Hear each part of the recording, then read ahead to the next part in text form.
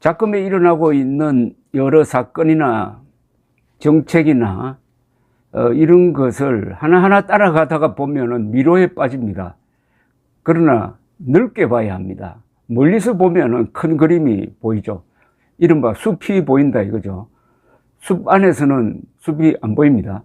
그래서 잠시 숨을 돌려가지고 요사이 일어나고 있는 사건들의 점과 점을 선으로 한번 연결해 보겠습니다. 대한민국의 생존은 아직도 보장이 되지 않고 있습니다.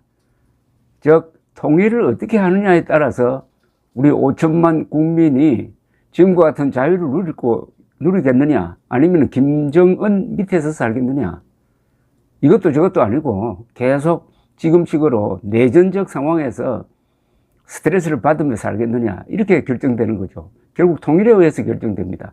자유통일이냐 적화통일이냐 아니면 지금과 같은 분단이 오래 가느냐는 거죠.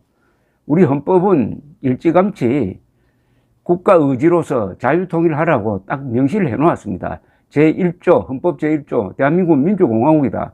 그 민주공화국인 대한민국 영토는 한반도와 그 부속 도서로 한다. 따라서 헌법 제4조, 대한민국은 자유민주적 기본질서에 입각한 평화적 통일을 해야 한다. 그러면은 결론이 북한 노동당 정권을 평화적으로 해체하고 북한 주민들을 해방시켜서 한반도 전체를 자유민주국가로 만들라는 명령입니다. 이 헌법의 명령에 불복하는 사람들은 딱 두 가지 방법이 있습니다. 범법 행위를 해가지고 불복하면은 감옥에 가야 되고, 그렇지 않고 나는 그렇게 하기 싫다라고 하면은 저 외국에 가서 다른 나라 국적을 취득하는 게 그게 옳죠. 그래서 한반도의 생존은 제가 이렇게 정리를 합니다. 남과 북의 대결은 민족사적 정통성과 삶의 양식을 놓고 다투는 타협이 절대로 불가능한 총체적 권력투쟁이다. 그러니까 간단하게 말하면 김일성 편이냐 대한민국 편이냐 하는 겁니다. 그런데 문재인 정권은 완벽하게 김일성 세력 편이었습니다. 김일성, 김정일, 김정은, 구체적으로 말하면 김정은 편이었습니다.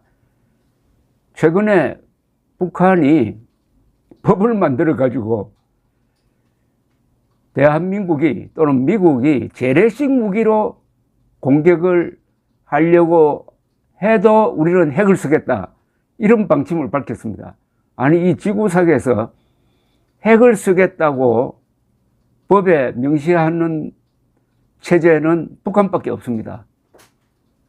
이거는 국제 질서에 대한 중대한 도전입니다. 그리고 재래식 무기로 공격을 하는데 핵을 쓰겠다? 이런 망발도 처음입니다. 그러면 이런 망발을 할 때 맨 먼저 항의하고 나와야 될 사람이 문재인 아닙니까? 문재인은 2018년 4월 27일 김정은과 판문점에서 만나서 김정은이 핵을 포기하려고 하는 결단을 내렸다. 그러니 앞으로 우리가 김정은을 도와줘야 한다, 이런 약속을 했지 않습니까? 그 약속을 가지고, 그 약속을 했다는 걸 가지고 트럼프를 만나가지고 트럼프까지도 속여가지고 트럼프, 김정은 만나도록 주선했지 않습니까?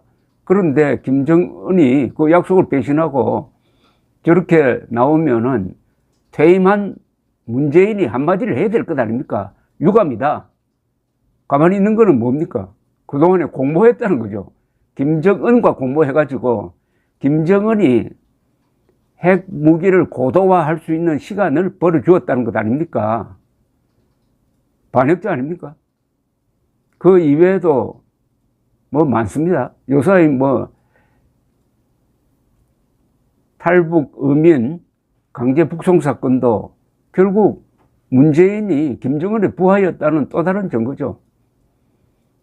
김정은이가 싫어하는 사람이니까 잡아서 보낸다, 그것 아니겠습니까? 탈북 의민 2명을 북송하는데 문재인의 지시가 없었다고 보십니까? 문재인의 지시가 있으니까 이렇게 무리한 거죠. 그 무리가 뭐냐? 헌법을 위반했습니다. 무슨 헌법이냐? 그 두 사람은 귀순 의사를 밝혔으므로 그때부터 대한민국 국적자입니다. 대한민국 국적자를 강제로 북한에 송환하려면은, 북한에 보내려면은 법원의 재판 결과가 나와야 합니다. 즉, 이 두 사람은 북한에서 흉악 범죄를 저질렀고 또 한국에 남아 있기를 원하지 않는다. 이렇게 되면은 북한으로 보낼 수가 있어요. 그런데 흉악 범죄를 저질렀다는 북한 측의 이야기만 믿고, 그리고 재판도 하지 않고 수사도 하지 않고 두 사람을 꽁꽁 묶어가지고 발버둥 치는 두 청년을 북한으로 보냈다. 이거는 김정은을 기쁘게 하기 위한 일종의 인신공양이죠. 인신공양. 또 하나 요새 일어나고 있는 게 있습니다. 김무사를 해체하기 위해서 김무사가 친위 쿠데타를 일으키려고 했다. 그 증거가 계엄령 검토 문건이다 라고 소송을 벌려가지고 일종의 광란극을 벌린 거죠. 2018년에 JTBC 같은 이런 방송까지 앞세우고 해가지고. 근데 그 결과를 보니까 그 검토 문건이라는 게 쿠데타 문건이 아니고 탄핵 사태로 해서 태극기 세력과 촛불 세력이 충돌할 때, 국가 기능이 마비될 때, 그러면 군은 어떻게 해야 되느냐? 계엄령에 대비한 일종의 검토 계획 문건을 하나 만들어 가지고 있었던 것밖에 없습니다. 뭐 군 부대에 내려 보낸 것도 아닌데 그걸 하나 유출시켜 가지고 선동을 해 가지고 이렇게 김무사를 결국 해제시켰습니다. 왜 김무사를 해제시킵니까? 김무사가 그동안에 간첩 잡고 대한민국의 방공 전선에서 제일 앞장섰던 역사적 부대입니다. 그걸 해체시켰습니다. 왜 해체시켰습니까? 김정은을 위한 것 아닙니까? 김정은을 위해서, 김정은을 위한 서비스였죠. 그 과정에서 그 청렴한 이재수 전 기무사령관을 죽음으로 몰고 간 이자가 누굽니까? 문재인 아닙니까? 문재인. 2018년 7월 27일 정부지휘관 회의에서 아직 수사도 시작되기도 전에 김무사의 세월호 유족 사찰은 시대착오적이고 뭐 불법적이고 온갖 예단을 통해서 유죄를 선고를 해버렸습니다. 이미 대통령이 그 순간 대법원장이 돼가지고 대법관이 되어가지고 유죄를 선고를 해놓으니까 검찰이 더 뒤치다거리 하면서 이재수 전 사령관을 몰아붙이다가 결국 이분이 극단적 선택을 한 것입니다. 자, 이렇게 정리를 해보면은 이게 윤석열 정부가 해야 할 일이 딱 정해져 있습니다. 지난 5년 동안 일어났던 이적행위와 반역행위, 이적행위와 반역행위 수사가 제1순위입니다. 그러니까 검찰총장이니까 잘할 것 같아가지고 우리가 대통령으로 뽑은 것 아니겠습니까? 그런데 이 수사를 하려면은 검찰뿐만이 아니라 국정원 그리고 통일부가 가지고 있는 자료 이런 게 공개되고 이게 수사 자료로 활용이 되어야 합니다. 그러려면 민주당이 극심하게 저항할 것이라고 생각합니다.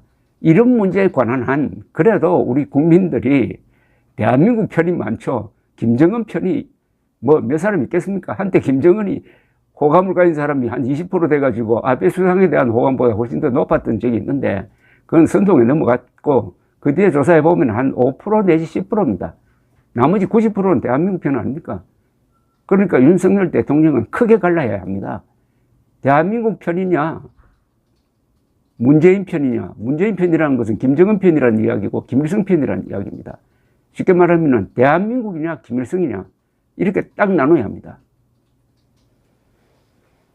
요사이 이 김무사 해체와 관련된 여러 가지 조사를 국민의힘이 잘 해가지고 관련자 송영무 전 국방장관 그리고 당시 김무사령관 또 당시 이 폭로에 앞장섰던 자칭 인권단체장을 고발한 것은 매우 잘된 겁니다. 이런 식으로 하는 겁니다. 이게 정권 교체의 보람입니다. 그러나 조사 범위를 넓혀야 합니다. 그때 가장 악질적으로 앞장섰던 이 기무사 해체 선동, 계엄령 검토 문건을 마치 신입 쿠데타 준비 문건인 것처럼 앞장섰던 선동 방송, 요거는 수사 대상이면 수사하고 수사 대상이 아니면은 언론단체 많지 않습니까? 언론단체에서 이걸 문제 삼아야 합니다. 아무리 선동을 하더라도 이적 행위와 반역 행위에 언론이 가담하면 안 되죠. 그때부터는 대한민국이 적이 되는 거죠. 특히 JTBC가 그때 어떤 행동을 했는지 이거 까먹으면 안 됩니다. 이것은 언론기관에서 자율적으로 하는 게 좋습니다. 관훈클럽도 있고 기자협회도 있고 편집인 협회도 있으니까 여기서 자율적으로 우리가 계엄령 검토 문건을 쿠데타 문건으로 조작하는데 누가 관여했느냐. 그때 또 어떤 멍청한 사람들이 JTBC 잘했다고 상도 안 줬습니까? 그 상을 회수를 하든지 해가지고 이걸로 이 체제 대결의 하나의 전환점을 만들어야 된다고 생각합니다. 한반도의 기본 조건은 민족사의 정통성과 삶의 양식을 놓고 다투는 타협이 절대로 불가능한 총체적 권력투쟁인데, 요약하면 대한민국과 김일성 세력의 대결이고, 문재인은 김일성 세력 편에 서가지고 5년 동안 대한민국을 공격했다는 이야기입니다. 감사합니다.